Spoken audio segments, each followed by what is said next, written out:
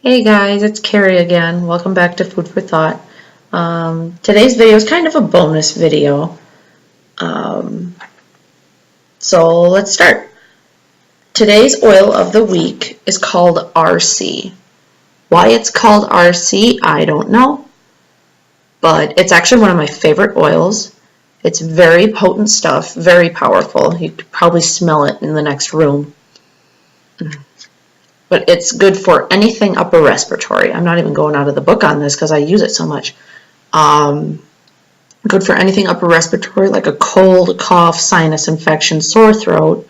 It's got 3 different types of eucalyptus in it: myrtle, peppermint, black spruce, cypress, lavender, pine, marjoram. It's great. During the winter when people are getting sick all the time, I bring this to work with me and it helps them get through the work shift, and it helps me too. I love that stuff. But anyways, I go through Young Living, like I said last week. Young Living, it's the best stuff out there. I'll leave the link down below if you want to check it out, and message me if you're interested in some oils. I'll give you a referral. Yeah, so moving on. So I saw a video called Strip Down Challenge. I'll leave the link for it down below as well. The Strip Down Challenge is not what you think. Don't get excited or scared depending on how you feel about me. It's basically where you film for about 10 minutes or so, depending. And no editing, no TV magic, no nothing. It's just raw footage. What you see is what you get. So I think I'm going to do that today because it's nice and simple. It cuts down on editing time because there is none. So yeah. I actually have an idea about what I want to talk about. I keep blanking, I'm sorry. Oh yeah, I'm going to talk about my college lifespan, like, you'll understand as I keep going. So in September of 2010, I went to University of Wisconsin, Rock County, right after graduating high school. That was a long time ago. Wow. Makes me feel a little old. And I was just trying to figure out what I wanted to do.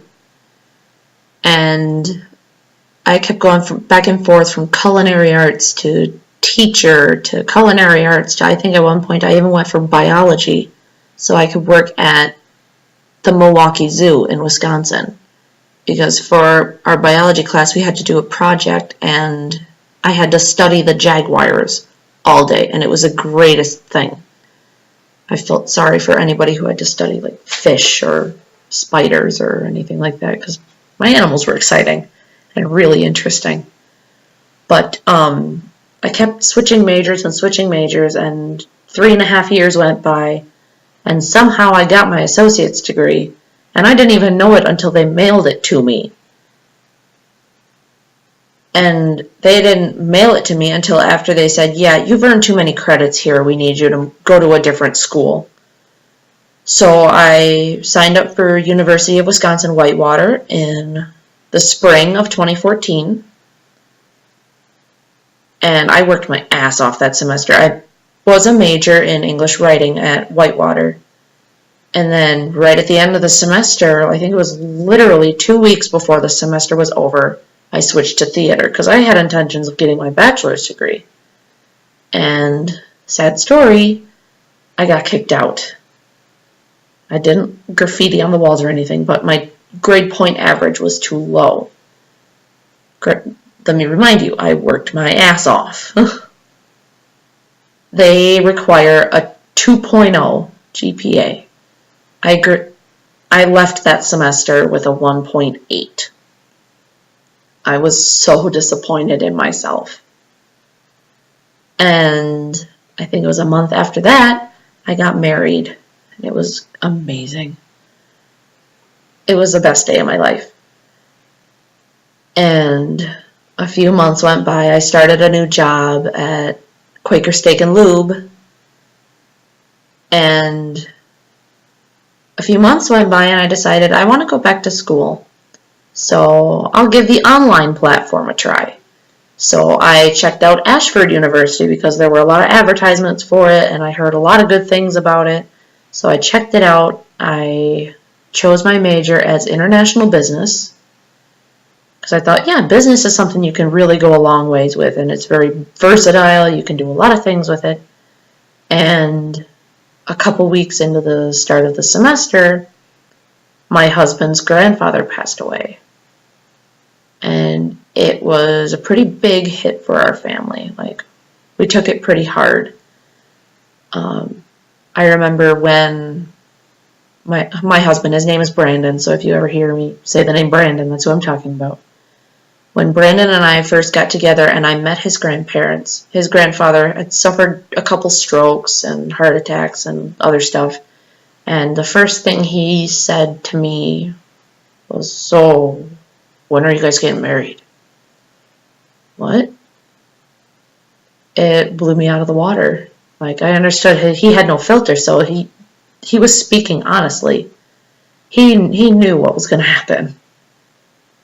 But anyways, so I couldn't keep going with the semester. I couldn't concentrate on schoolwork, and so I dropped out. Thankfully, it was within the allotted time period where I didn't have to pay back any loans. So I moved on. And then a few more months went by, and I think I'm going to give school another shot. So I went to University of Phoenix online.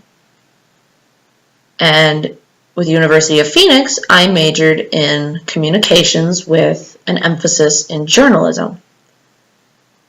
And I was also going to work at the time, and a few weeks after that, I discovered I was pregnant with my son, which was the most terrifying, exciting, thrilling day of my life. I'll talk about that in another episode. But I tried to keep going as much as I could, but with the first trimester, you tend to be tired a lot, like a lot. There was a point in time where I could average about 14 hours of sleep every single day. And so basically my days consisted of wake up at 3 o'clock in the afternoon, go to the bathroom for a couple hours because I had ulcerative colitis and that wasn't getting any better, and then go to work, go home, probably, well, the kitchen was open until 11 o'clock during the week, so go home at midnight and sleep until same time next day. And it got to the point where I couldn't do it anymore because I couldn't keep going with the schoolwork. I was falling behind, and I just said, I can't, I'm withdrawing. And so I did. And so I focused on the pregnancy and keeping my son healthy, keeping myself healthy, and I had my son end of July. I'm not going to give away too many details. And I focused on raising him. And just recently, actually, beginning of January, I was in the car with my husband on the way to work, and I said, "Brandon, what would you say if I wanted to go back to school and go to culinary arts?" "Whatever you want to do. I am 100% on board." And so I signed up. I got signed up for classes, and that's where I am now. And so I guess this is more of a call out to college students who are unsure, who either know what they want to do or think they know what they want to do or don't know at all what they want to do or just confused as to where they're supposed to go in life. It's okay. It's okay to change your major. It's okay to change your mind. The advisor at your college who says that you have to choose by your sophomore year of college, they're so full of it. Like, my cousin, she's a teacher now. She didn't decide what she wanted to do until she was 30 years old. And there are some people out there who are just lifetime students. They go to school their entire life. Granted, I can't imagine the loans that they rack up with that, but it's okay. Because eventually the pieces are going to fall into place for you and you'll love it. You'll love what you do, and that's our generation. we aren't just looking for a paycheck. We are looking for a job that means something to us, that can make a difference, not only in our lives, but with others. At least that's what I'm looking for. I want to be able to change the world. And with this degree, I'm hoping to, well, let's start by working at other restaurants so I can get a feel for how to cook food properly in a professional setting. And then start out with a food truck. Yeah, I know, the roach coach. I know that's so not true, especially now with all of the health code standards that are being put into place. But anyways, and then eventually, once I raise enough funds after that, I would like to open up my own restaurant because I love to feed people. Some of the best moments that I've had are gathered around food. Food can make people feel good and happy. I mean, well, that's not true. I can't say I've never seen anyone who's upset around food because that's where stress eating comes from. But I love to share those kinds of moments with people where it's just where you want to be right there in that moment, at that time, with a bowl of pasta in your hands, just laughing with your friends. That's the greatest thing to me. And I want to be able to share that with all of you. So yeah, I will keep you guys updated.